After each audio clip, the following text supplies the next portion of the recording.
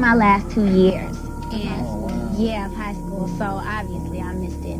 But they were in their senior year. Tragic deaths have always been a recurring theme in the Hollywood entertainment industry. Over the years, countless artists in this field have passed away at a young age, leaving everyone in disbelief. Sadly, the most recent addition to this list is Irish Grinstead. I woke up with a heavy heart this morning, and it was because I got the news of the passing of Irish from the R&B group 702. We here at Dish Nation would like to take a moment to send our sincere condolences to the family and fans of 702 member Irish Grinstead. The Where My Girl's At singer died tragically at the age of only 43. Grinstead's sister and fellow group member Irish Grinstead announced Irish's death on Instagram. "It is with great sadness that I have to let you know that my beautiful sister and friend has passed away this evening," Irish wrote. "She has had a long battle, and she is finally at peace. That girl was as bright as the stars. She was not only beautiful on the outside, but also within. Sharing the stage with her was a joy I will cherish for the rest of my life. We, the family, ask for prayers and respect for our privacy as we grieve an outstanding loss to our family." While the exact cause of Irish's passing has not been officially disclosed, some speculations have emerged regarding the circumstances surrounding her death. In December 2022, the girl group shared on Instagram that Irish would be taking a medical leave of absence due to significant health concerns, just before their scheduled performances. Interestingly, it's worth noting that Irish's twin sister, Irish Grinstead, sadly lost her life to kidney failure back in 2008 at the age of just 27. An insider has claimed that the cause of Irish's passing was kidney failure, the same tragic condition that had claimed the life of her twin sister Irish. Irish was one of the founding members of the group. While reports on Irish's death suggest that she may have also passed away due to kidney failure, there hasn't been an official confirmation regarding the exact cause of her death. They let their problems interrupt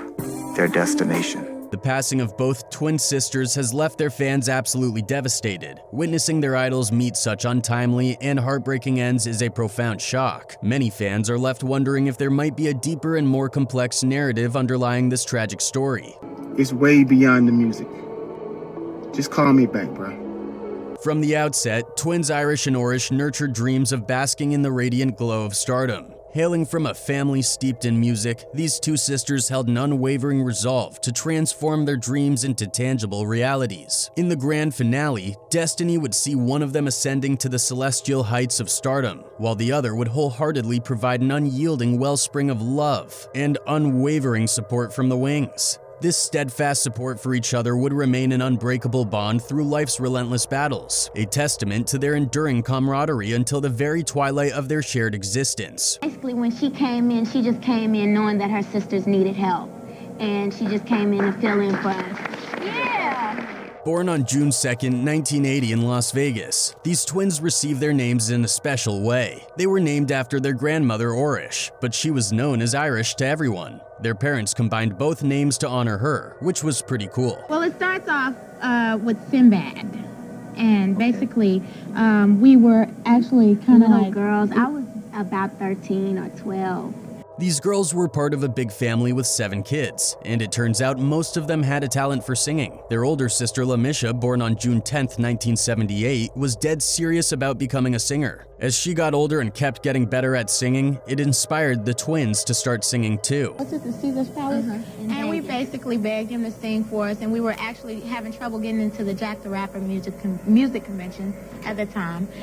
When the twins, along with Misha, reached the age of 10, they had a chance to sing for a talent scout in their local area. This talent scout, Adrian Mitchell, had been searching for a girl group. When he heard the 3 of them sing, he was so impressed that he decided to become their manager. Adrian didn't stop there. He added another member to the group named Amelia. With this new quartet, they spent the next few years performing at talent shows and various local events all around Las Vegas. During their earlier years, the girls were students at Swainston Middle School before taking their talents to the Las Vegas Academy of Performing Arts. By day, they honed their skills there, and by night they graced local venues like the renowned Caesar's Palace in Las Vegas. Once Irish said in an interview, quote, "I've always felt pressure myself. Mila has a beautiful voice. Misha is gifted with her writing and her voice, so I'm kind of used to it. It is a battle within yourself, like where do I fit in and how can I find my place? But that's when I trust God and I trust His decisions for me, and in some kind of way I will find my way through it. A remarkable moment occurred in 1993 when the group crossed paths with the actor and comedian Sinbad. Seizing the opportunity, they approached him and delivered an impromptu performance that left a lasting impression. So I said this part in this song, get it, Michael Bivins. The crowd was screaming, sign them girls, get them girls a chance. Sinbad was so utterly impressed by the group, now known as Sweeter Than Sugar, that he reached out to their parents. He went a step further and visited their home, where he passionately convinced their parents to allow the group to venture to Atlanta for the upcoming Jack the Ripper music convention and talent competition. Despite missing the entry deadline, Sinbad used his influence and reputation to secure their spot in the competition, ensuring that these talented young performers got the opportunity they deserved. Bam! And they put on a show right there. I said, it's like they've been waiting for this moment to be discovered. I said, oh my God. I said, y'all got what it takes. At this point, the group's management was taken over by the girl's older sister Andrea and her husband Lavelle. They embarked on the journey to Atlanta, where the girls delivered a stellar performance that left a lasting impression. They secured a remarkable second place in the competition.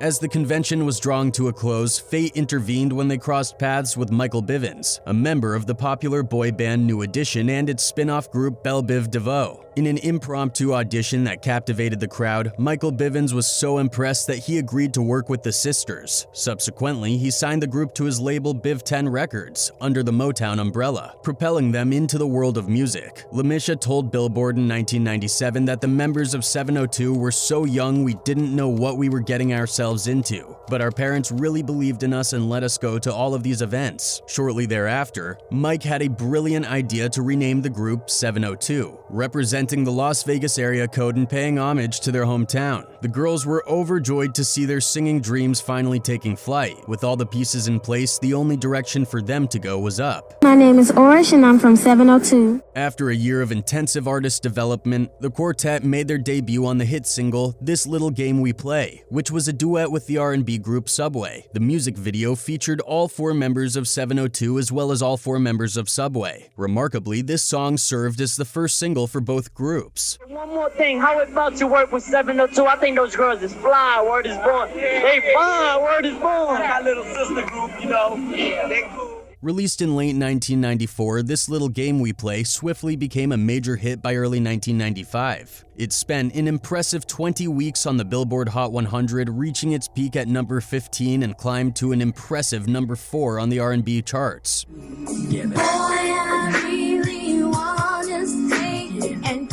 During their time in the music industry, 702 indeed made a significant impact. However, like many R&B groups, they faced challenges that led to their disappearance from the public eye. Although the group was formed in 1993, they didn't release their debut album until 3 years later. Amelia and Orish eventually left the group due to Michael's preference for other voices, leading to their departure. They were subsequently replaced by Tiffany Villarreal and Camila Williams, both of whom had attended the same performing arts high school as the Grinstead sisters. Interestingly, Tiffany embarked on a solo career just 6 months after joining the group. You feel bad, but you gotta keep going. You gotta march on.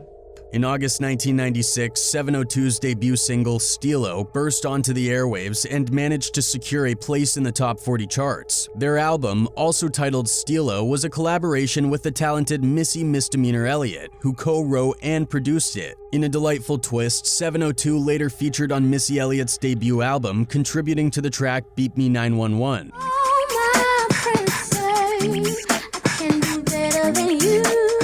Their success continued with their second album, simply titled 702. The album's first single, Where My Girl's At, not only became their signature song but also their biggest hit, cementing their status in the music world. Although they released 2 more singles from the album, they couldn't replicate the immense success of the first.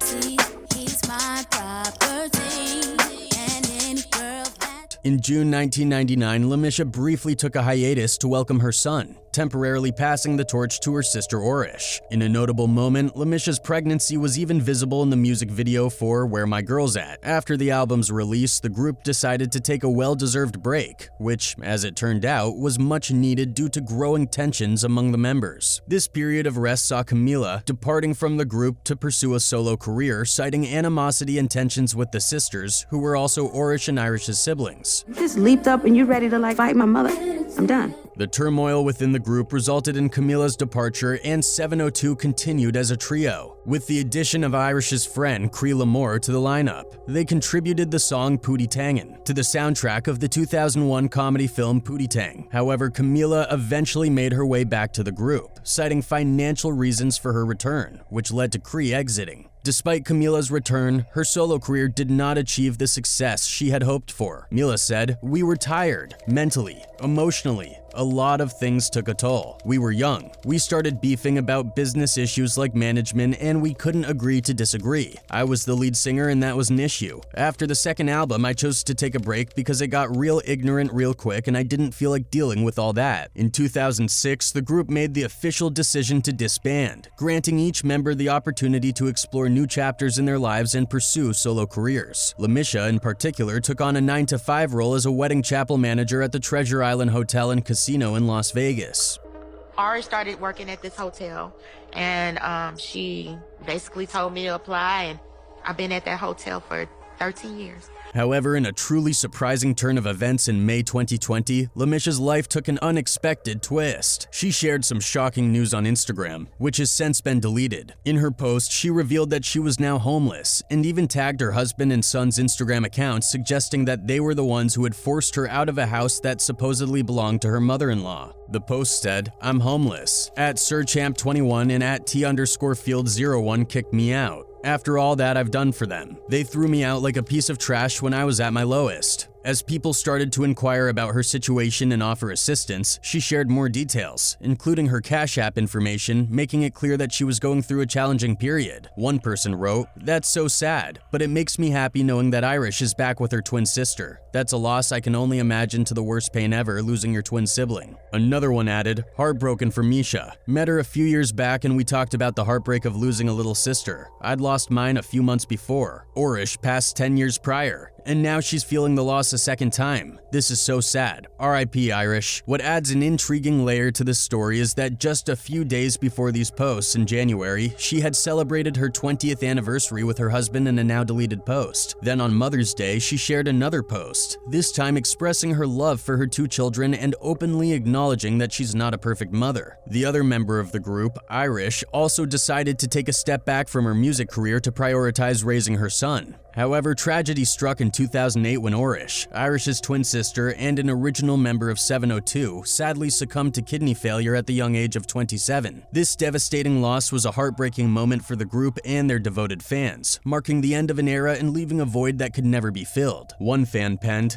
"This made me tear up. That Good Burger song, All I Want, was my jam. Really all of their songs. So much nostalgia in their music for me. R.I.P. Irish, now you're reunited with your twin. This is exactly why groups should settle their differences. You never know when it will be too late. At least they got to make peace and perform before baby girl went on to glory." Another fan wrote, "I'm heartbroken. I adored these girls in my teens. Being from the UK, all the stars were white or mixed race, so when I found 702, I was just obsessed with their beauty and style. They were so loved by all the UK young black girls. I hope they knew it. Now I'm gutted. God bless the family at this sad time." Another fan went on saying, "Rest in peace both Irish and Orish. My condolences to the family. I grew up listening to 702. Thank you so much to the family for blessing me with being able to listen to angelic voices always." On the tragic death of Irish Grinstead, Camila Williams took to her social media platform to share her feelings about the tragic loss of her dear friend and fellow group member, saying, "Devastated and heartbroken. I struggled with this post because to me this isn't real. There's a lot I want to say, but there's no way to say what your heart hasn't fully accepted. It's hard to acknowledge this is even happening. I know you're feeling better now and hugging your twin Orish, which makes me smile, because I know how much you missed her. You and I have known each other since we were kids and we've laughed, cried, celebrated, and everything in between, which is why I just don't want to believe this. You'll always be my IBG, and I still love you, my forever lil sis. Rest easy. Furthermore, Missy Elliott also took to the social media platform X, formerly known as Twitter, and tweeted, "Irish, may your beautiful soul rest peacefully in the arms of the Lord. A multitude of prayers for the entire Grinstead family, #702. Irish Grinstead, a pivotal member of 702, graced us with unforgettable classics. Her voice was a mesmerizing blend of soul and passion, dominating the stage with sheer power. Her steadfast dedication to her craft and her fans served as an enduring source of inspiration for countless admirers. Her legacy in the world of music will continue to shine brightly." The passing of Irish Grinstead has sent shockwaves through fans across the globe, leaving them profoundly saddened. She was more than just a talented artist to many. She was an integral part of their youth and a cornerstone of their musical memories. Her unique voice and magnetic stage presence were truly iconic, and her contributions to 702's music were held dear by countless fans. Her absence will be deeply felt, but her music and legacy will continue to resonate in the hearts of those who cherished her. What's up? We're 702, and you're chilling with Broadcast Houston, my birth town. The news of her untimely passing has evoked a profound sense of loss and nostalgia among fans, prompting them to revisit her music and share their cherished moments on social media. Although her physical presence may have departed, her music will forever echo in the hearts of her devoted admirers, serving as a poignant reminder of the lasting legacy she has left behind. I love them. I have years of experience like with them and seeing them and doing different things with them, so it's just really sad. It really tore the industry up. People believe that the unraveling of tensions among the group members appears to be a result of personal differences and creative disagreements that gradually eroded their once unshakable bonds. As their success grew, so did the pressures they faced. Each member began to envision the group's future in her own way, leading to conflicts in decision-making and creative direction. What was once a harmonious alliance transformed into a battlefield of conflicting ideas. It was heartbreaking. We were, I don't think our family has ever recovered. The girls and I hadn't even spoken in like 5 years. The personal disparities among the members exacerbated the situation. While some may argue that diversity can enhance creativity, in this instance, it appeared to ignite animosity instead. Never, ever, ever not, be there for them for that. Each member brought her own distinct perspective and style to the table, which initially contributed to their success. However, as time passed, these differences began to sow tension and resentment within the group. Finding common ground and working toward a shared goal became increasingly challenging for them. It worked out for me because my storyline was pretty much autism awareness. Moreover, many netizens have pointed out that personal differences and creative disagreements played a significant role in eroding the unity within 702. As time went on, each member's personal vision for the group's future success clashed with the aspirations of others. With each passing day, these tensions intensified to a point where they became insurmountable. In the end, the internal struggles became too formidable to overcome, pushing the group towards separation instead of collaboration. After all these years, I'm finally working on my first solo album.